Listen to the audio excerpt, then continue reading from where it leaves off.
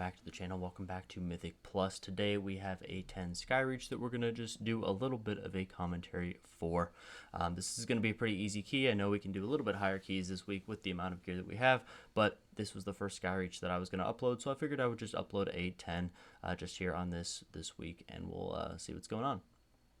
So right here, I actually go ahead and I just grab absolutely everything because I know we're going to Bloodlust here. I pop meta as I'm gathering just to make sure I don't get bricked while I'm getting all the mobs together. And then we'll go here and just around the corner here, the mobs can actually run through that little wall right there. And then we get everything nice and gathered. We pop Dark for the Dreadwind and any kind of AoE that might come out just to make sure people live, because I can see the pull is going down pretty quickly. By the time my darkness runs out, the pull is going to be pretty much dead. So we just want to make sure everything survives. Everyone survives, and we just absolutely demolish this pull. Very, very good use of Lust. You can split that up into two. Either way, it's probably worth doing on like a 10, something like that. Once you get a little bit higher, you might need to do bigger pulls, but you also might need to be a little bit more careful. Right here is where I think something might go wrong a little bit, and I actually end up getting really, really low here because I actually go into this with pretty much nothing. I don't have Feldev at the ready. I don't have like a Fiery Brand or anything like that, and so it takes me a second to stabilize here. But that is a-okay. We end up being able to stabilize here, and just with the help of Soul Bomb, get a little bit of Soul Cleaves. And once your Immolation Aura comes back up and you hit a few mobs with it, you just have infinite souls, and you can just heal yourself an absolutely ridiculous amount in a very, very quick time. So we'll go ahead and grab these last two Gale Callers. I am taking this next room a little bit slower because people don't have cooldowns. Everything was pretty much blown on that first pull. So these are going to be recovery pulls as we go in for the boss. These Gale Callers are a must-kick mob. So make sure that you are either focusing them or have like a focus kick or something like that. They will just knock people off of the platform, and that's never good, obviously. I see I get a meta proc here, and I'm trying to kind of hold it as long as I possibly can, just so I can use meta for the first few seconds of the encounter here. And then right here is where I ordinarily would have tanked this boss in the middle of the room, but I think I end up getting a calm here to actually move him to the side, and there's a very good reason for that. It is because you barely have to move if you tank him kind of over in this spot. You'll see in a second we get the spinny tornadoes around the center of the room, and we hardly have to move at all. You effectively just spin around the boss, and you are chilling. So we'll get the Fan of Blades cast here, the bleed will go out, and then we have the Chakram Vortex that's about to happen. So this is where these lines come out, and we're standing over here on the side. As you can see, we just wait for this one to pass by.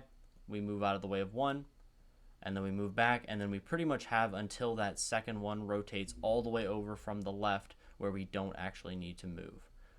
And the one person that did die is out in the middle of the room, which is the most dangerous place to be. Those are going to spin a lot faster than the ones on the outside. And as you can see, only had to move once, and we were able to dodge absolutely everything there. So great strategy. If you've been tanking this guy in the middle, try doing it on the edge. Just with how circles and circumferences work, it's definitely a better place to tank the boss. Here I think we have to move slightly more, but this one comes in, we dodge it.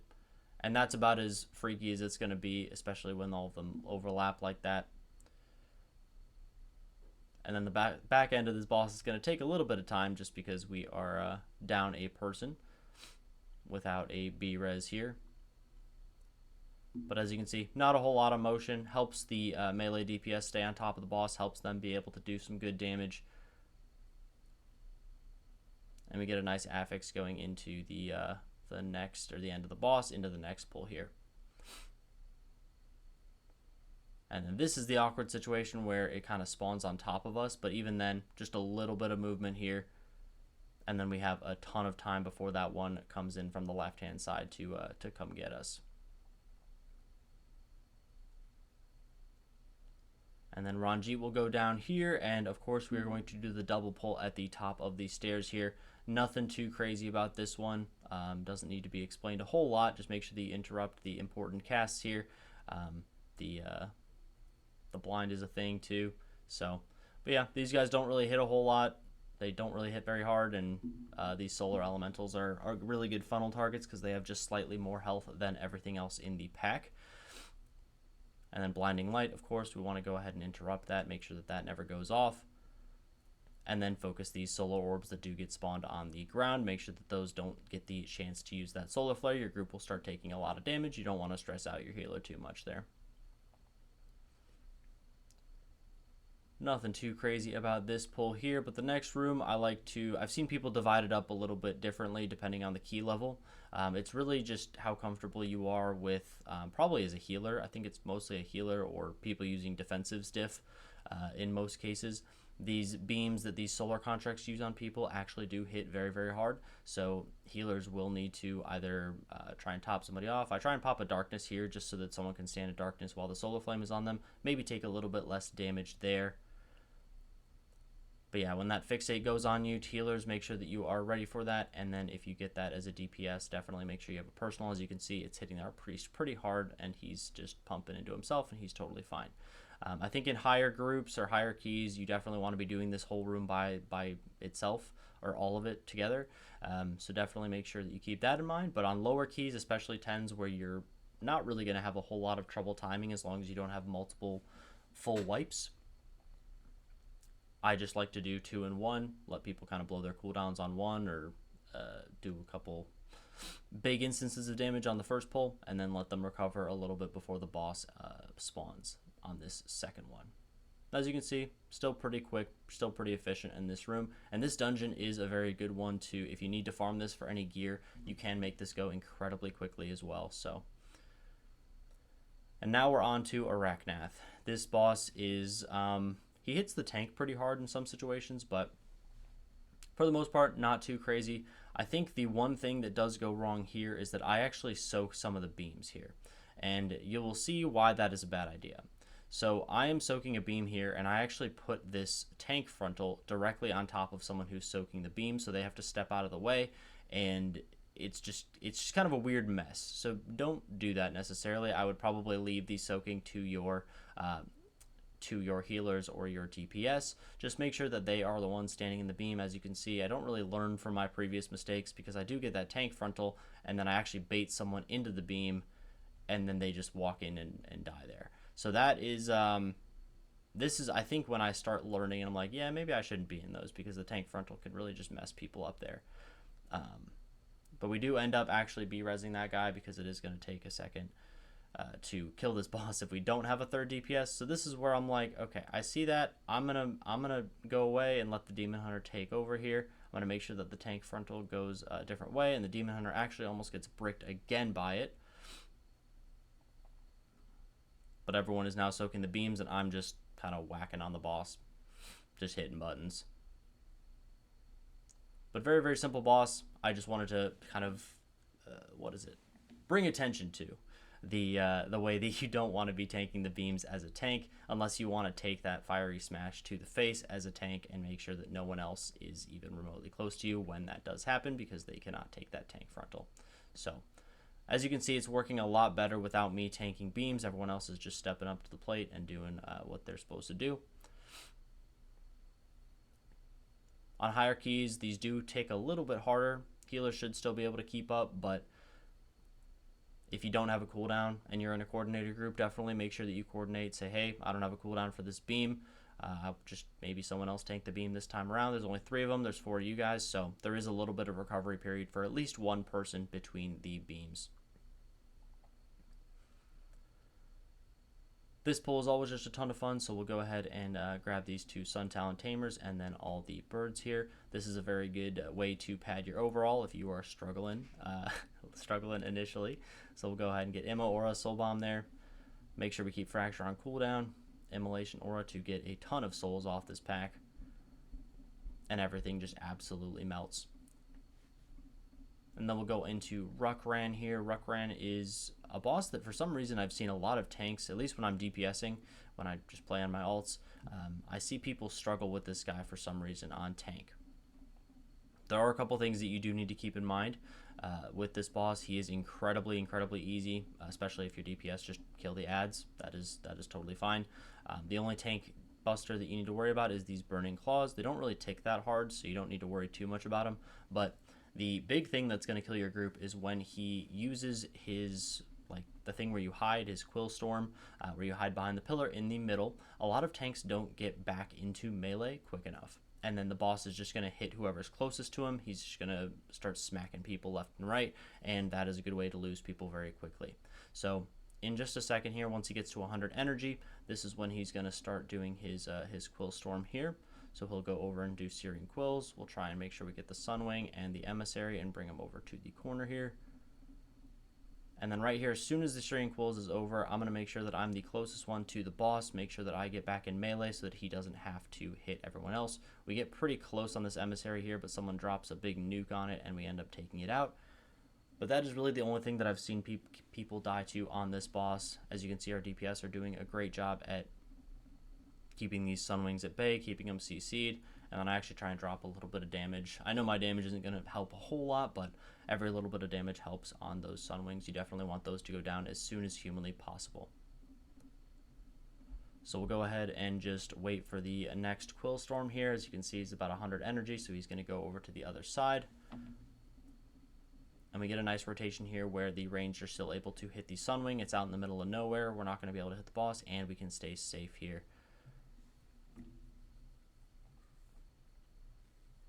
So going to go ahead and just keep hitting the boss here. Burning Claw is not going to do a whole lot of damage to us here. And then we'll get the Sunbreak, and boss is going to die right as that second Phoenix spawns here. So I debate using my Infernal Strike to get over to this, and I know there is a skip over on this right-hand side. As you can see, the Demon Hunter does it there. I'm not super confident about it, so I'm just going to do it the old-fashioned way. So we're just going to double jump all the way around this little thing right here, and then we're just going to Infernal Strike across the middle. Wait for that tornado to go away, and there we go. And there's the top of the stairs. Not too much closer or too much slower than the other guy, but as you can see, he already got this thing to about 24% before I even got there, which is going to be pretty big as far as saving you time. And then at this point of the dungeon, we're pretty much down to the last room here. Sometimes I like to do these two just by themselves, just because these Blade Talons will put a nasty bleed on you, and then these Solar Elementals put all this stuff on the ground. It can be a little bit chaotic if you pull these in with anything else. So at this point, I'm feeling pretty comfortable on time. I'm just chilling. It's, later in the evening or something like that when I was recording this, so I just like to take these slow, make sure that we get these down, and then not put any unnecessary stress on the group.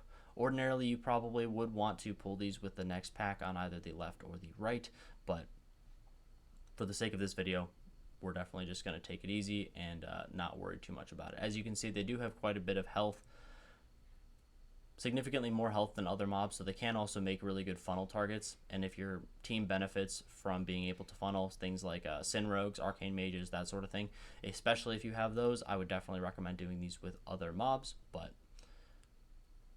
for our purposes, we're just going to do it like that. And then here, I actually have meta. I have a meta proc actually too, so I don't even need to pop it on pull to live. And I'll go ahead and grab this Blade Talon and do this double pull instead. So now here we have the Blade Talon, we have a good funnel target, and then we also have a bunch of little mobs on the outside. Making sure to interrupt this Gale Caller, because that repel is going to be very, very scary. And just dodging the little rings on the ground. Making sure we stay nice and safe there. And this bleed does still hurt, so these Blade Talons, as you can see, people are taking quite a bit of damage, and it's pretty much just the Blade Talon. And then the Outcast Warriors are going to be the ones that actually end up hitting the tank pretty hard. Nothing too crazy there, but they do hit harder than you would probably expect them to. And so right here, I'm thinking about getting more mobs here, so I go ahead and I go for this Blade Talon and the Warriors. And I know that there's a few different warriors in this pull, so I'm going to be getting hit pretty hard, but I do have access to meta, and I haven't used my cheat death yet. So I'm going to preemptively meta because I am taking quite a bit of damage, and as you can see, I have a couple stacks of that bleed, which is ticking me incredibly, incredibly hard. But meta will keep me nice and safe. We'll pop Fiery Brand to reduce some of the damage that we intake, get that spreading around, and then go ahead and just live the rest of this pull. Get a nice meta proc towards the end too, so I can feel even safer as this pull goes down. And then once it's just the Blade Talon and the Emissary left, I do just want to make sure that I'm not moving these around too much so that our team can go ahead and cleave that Emissary down. I don't want to move this around and risk just pulling everything, having the Emissary blow up, and then you're just kind of screwed. Everything's all buffed up. All right. And then we'll go ahead and kill this Blade Talon. I definitely could have chain pulled a little bit more here. And I have meta in 30 seconds, so I'm feeling pretty confident here. I'll just be able to stabilize with Immolation Aura off the rip and Fell Dev. We'll get the Fiery Brand rocking and rolling, going around on everything like that. And then once that's spread around, I feel pretty confident that I can live for about that 16 seconds at the very least, even if I start taking a ton of damage here, which I shouldn't because I have Fiery Brand going around on pretty much every target. And then Immo Aura will get me nice and in position to meta. Don't end up needing to meta here, but if we needed to, we definitely had that option. So I've seen people do this entire room all together with Lust or something like that. That is also something you could consider. I don't know how much time it could save, but in some groups, based on cooldowns and all that sort of stuff, definitely something you might want to do. So we actually get to the end here, and I actually forgot a Raven, I think, at the beginning. So we're going to go ahead and do trash at the end. But we'll go into High Sage Varix. You always want to tank this guy towards the back of the room here. We have access to Bloodlust, so this guy should be pretty quick. Go ahead and offensive meta. Make sure I use Soul Cleave after I transform to get those meteors rocking and rolling.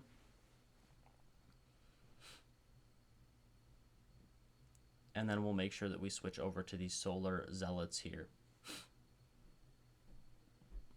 We get some nice CC. The Rogue actually drops an 8-second kidney shot on the Zealot, so he's pretty much standing still that entire time, which is very, very nice. Apparently, Rogues have a way to make an 8-second kidney shot with one combo point, which is very, very cool. So if you end up having a Rogue, it makes this fight incredibly easy because those mobs stand still forever. Very, very nice to just have that basically halfway through. No one's really stressing. And then as you can see, the platform is a semicircle, so I know some people like to tank this guy off to the side, but you want to try and stay in the middle as much as possible just so that you have as much space. I don't know if it goes straight down the line, but it seems like you would have potentially more space depending on where it drops. I don't know. I don't know if that makes sense, but I like trying to keep this guy a little bit more central as opposed to off to the side, which with the angles and everything like that. And then let people drop all their fire on the side. As healers, you definitely want to make sure that you can heal off this dot. It is going to tick pretty hard if you're not ready for it, so I did heal this the other day, and it was surprising how much damage that did, so be kind to your healer. Pop a defensive every so often. When that dot comes out on you, as you can see, it's taking the Shaman pretty hard there. And we're going to go ahead and take out this final boss. No issues at all on this one. Did have a little bit of a rocky start on that first boss, but... And there we go. Last boss is going to go down, and we will be almost done. We're just going to run over here and grab this Solar Elemental here and pop all of our cooldowns on it. So, I will try and keep uploading as best as I can as I'm doing all these Mythic Plus dungeons. Leave a like on the video if you liked it. Subscribe if you want to see more. And I will catch you guys in the next one.